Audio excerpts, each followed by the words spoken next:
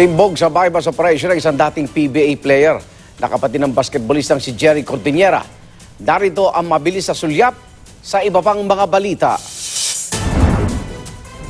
Nagpanggap na pasahero ng taxi ng hold-up sa Caloocan. Dahil mukhang disente at mabait, hindi raw inakala ng driver na hold-upper ang kanyang naisakay. Nang makarating sa madilim na lugar, doon na siya tinutukan ng baril. Paano na? Please, hindi mo alam, buhay ko kunin ko sa'yo. Huwag ka lang tumingin, akin na sa pera. 12,000 pisong cash, relo, alahas, pati cellphone ng tinangay ng suspect na nakuhanan ng dashcam. Dating PBA player, huli sa bypass operation sa Iloilo. Kinilala ang suspect na si Harmon Cordillera na kasalukuyang sports utility worker, kapatid ni Jerry Cordillera. Nakuhanan si Harmon ng 8 sachet ng umano'y shabu, nasa 20,000 piso ang halaga.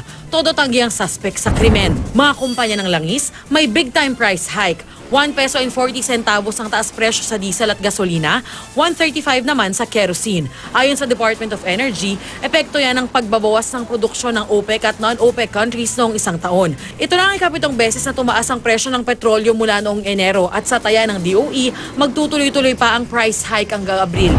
Oplan galugad sa Davao City Jail, nauwi sa gulo. Isang preso ang nagmatigas at sumapak sa isang pulis. Napatay ang preso sa pagganti ng pulisya. 3 iba pang preso ang nasawi.